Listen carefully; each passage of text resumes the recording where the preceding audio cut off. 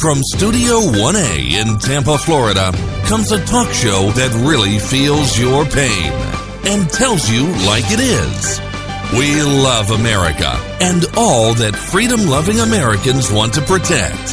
Live from coast to coast and on your radio, it's For the People with Keith Allen. We'll help you survive this thing called life. We're for the people.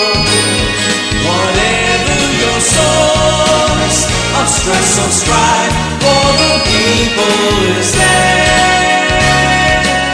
Well, hello, Mr. and Mrs. America. I am Keith Allen, and proudly welcoming you into this weekend edition of For the People. I call it a legacy show because we're working on a big project, and the project is Chuck Harder, a project that Chuck really started some 40-something years ago. It's hard to believe with the For the People broadcast.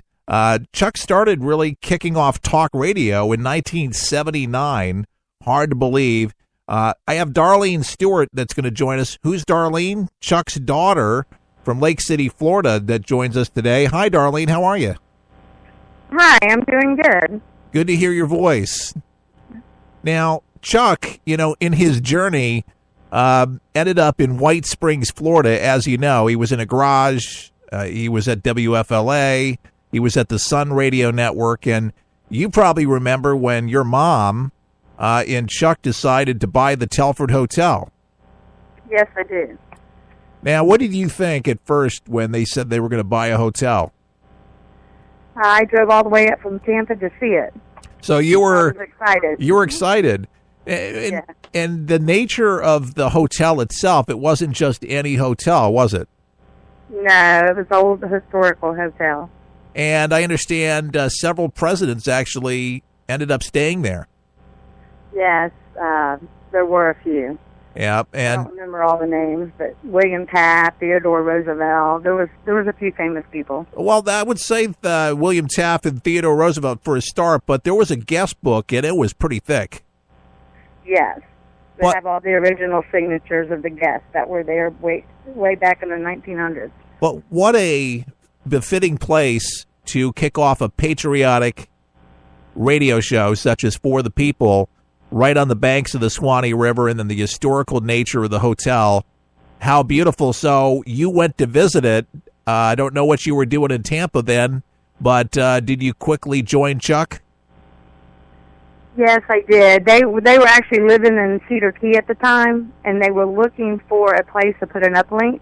I believe he was on some radio stations there, and maybe he was going to lose some affiliates at that time for some reason or another, but he was looking for his own uplink. So he had mentioned it on the air, and Johnny Bullard actually called him from White Springs and told him about the Telford Hotel. The man who owned the Telford Hotel, or didn't own, the neighbor to the Telford Hotel, wanted to purchase the building and tear it down. And Johnny Bullard was trying to save the hotel.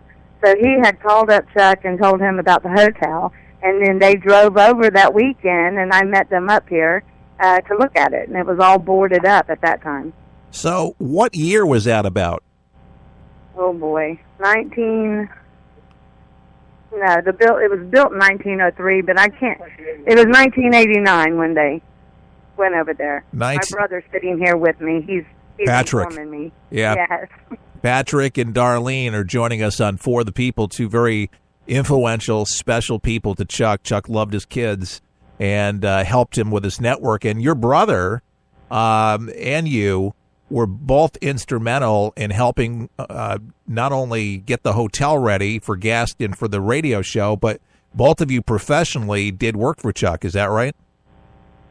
Yes, we did. Even my grandmother worked for the company. And when we helped get the restaurant open, she actually sewed up the little doilies for the middle of the tables and made cloth napkins. And we also went and bought yards of material at $1 a yard just to make curtains for the rooms. You can imagine how many windows were in there. There's a lot of windows. Yes. Big place, special place, and it felt really homey, when you walked in, as big as it was and as many things that were going on with the net. I mean, there was a radio network. And some people thought there was just maybe, they don't know how radio worked, but, they just thought maybe just there was a radio station there and it was just Chuck's show. But Chuck started a 24-hour all-talk network, and it was all operating out of that hotel. Kind of a big deal. Yes, it was. And a lot of people worked for Chuck. Right? He had 100 employees, give or take, at some of the times there when he was at the Telford.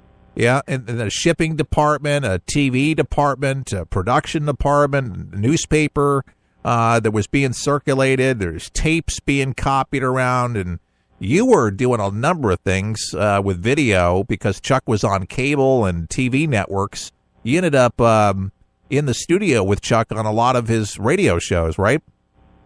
Yes, I did some videotaping. I used to operate one of the cameras during the show. And there would be TV lights on there. And back then, you guys weren't gifted the non-heated LED lights. You had the hot lights that went on, and you had to do that to balance out the light, so it would show up on the television, right? Correct. Yes, we did have quite a few lights in his studio, and they were hot. They were warm, but now everything's changed with technology. Only if we could have that back then. But I got to tell you, you did a great job. I mean, people watched that show all over the country. I mean, Chuck was in his heyday there at the Telford, where Chuck was 300-plus affiliates, 60 cable outlets. I mean, it was crazy. Did you know, I mean, when you were filming that stuff, Darlene, how many places, how many people at that moment when you were shooting that video and being a part of that, how important this stuff was? That people called in from everywhere, and senators, and just the nature of the guests that were on. I mean, it was pretty cool, Russ. Wouldn't you say that was the enormity of that was just? Did you get what was happening at the moment? Yes, it was a big production. It's not like today. Just about anybody can make a video on their computer today. Back then we had a newsroom, and we'd have like Kent Phillips and Wyatt and David Jones, and we had a lot of people that went in there and brought newspapers from the Wall Street Journal and New York Times, and they'd go in there and they'd do clip-ins, and they'd have a big discussion in the morning before Chuck actually went on the air. Yeah, so he had content to bring to the American people because the internet, as you know, wasn't in full-fledged. I mean, you had to get your sources from the newspaper and then from the wire, and then a lot of times people called in his sources from all over the country. Yes, he also had private investigators that would pass on information to him as well. And he had to pay for that. And he had to pay for that, yes. It was, and I caught up with you guys, as you know, back in 1995. So you guys in 1980, in the early 80s or mid 80s, you guys purchased the hotel. So that was happening. And so in 95, I caught up with you, and a lot of things were going on. And he was kind of hot and heavy on George W.'s back, or George H. Bush. And then William Clinton, Jefferson Clinton, got in, and they didn't like what Chuck was doing. No, they tried to censor his material. And during that time, Chuck was trying to figure out a way how he could make an amends with the Clintons where he could still be on the air, but they were threatening his nonprofit status because he was nonprofit for many, many years. Yes, I don't know that part of it, but yes, I know they wanted him off the air. Yeah, because he was telling the truth. Yes. Imagine that. He would not be censored. The beautiful voice you're hearing on the other end is Darlene Stewart. She is an entrepreneur in Lake City, multiple businesses. But the reason we have her on, she's the daughter of the late Chuck Harder, and Patrick is the son, and he's I don't know if he's going to come on and say hi, but he's listening. And both very instrumental and with Chuck every step of the way, loving him. And Chuck, he didn't always have it easy, did he? Oh, no. He fought hard for what he had. And what he believed. Yes. And the biggest thing is he'd call it Mr. and Mrs. America. He loved people. Yes, he did. gave his life to helping with consumer questions, and he never stopped doing that. A lot of people, said, Chuck started getting political, but Chuck would always answer political non-political questions that people would have. They'd either write them, or they'd mail them, or they'd call in on the talk show. But he always had a consumer heart, and that's what really the heartbeat was For the People. It's just when he saw what government was doing to people, he started getting involved because he had the microphone. So why not make a difference? And the one thing that you could never pin Chuck down on is you couldn't call him a Republican. You couldn't call him a Democrat. Chuck was just for the people. So if you were wrong on the left, he'd tell you. If you were wrong on the right, he'd even tell you that. He had problems with just about every president because, they're not all perfect. But Chuck fought for his beliefs. And, I'd like to think that Chuck really had a bone of common sense in him. He knew what was right. He was down on his luck several times in his life, built himself back up many times, constantly fighting. Even up until his death, Chuck had plans to really make a comeback, and we tried to do that with the show back in 2015 together, as you remember. Yeah. What do you He was find? like an encyclopedia. You could ask him anything, and he had an answer. He was a walking encyclopedia. He indeed was very, very smart. And he knew what he was talking about. He'd put things through the test. What I loved about Chuck is that he wouldn't sell anything unless it actually got tested by him. You remember the products that Chuck would sell on the air? Oh, yes. We'd have to run it through the test. So I got to ask you, I mean, you've had a lot of memories with Chuck. What are some of your fondest memories that you remember? We took a trip to Mount Cheehaw one time in his new RV. We really had a lot of fun on that trip. We had a little fire outside and had some marshmallows, and Chuck was uncomfortable because the RV wasn't leveled out.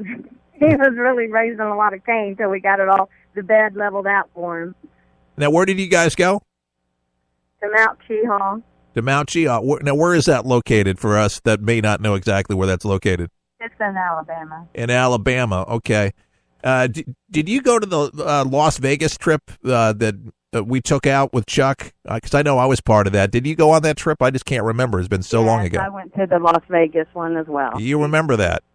Yeah. Yeah, that was pretty. Yeah, Chuck just wasn't a big fan of flying, and so we ended up getting an RV. And Chuck liked taking trips, and we have a video. And I don't know if you can find it ever, but maybe we can incorporate it into the documentary we're making.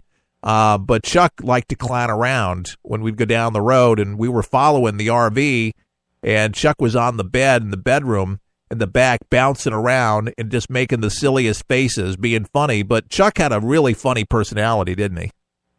Yes, he did. I mean, he wasn't all serious all the time. He knew how to have fun.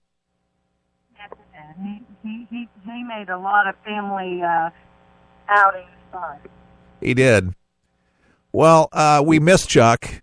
It was really painful, here at For the People and throughout the country to hear the passing of Chuck, because he really was a friend.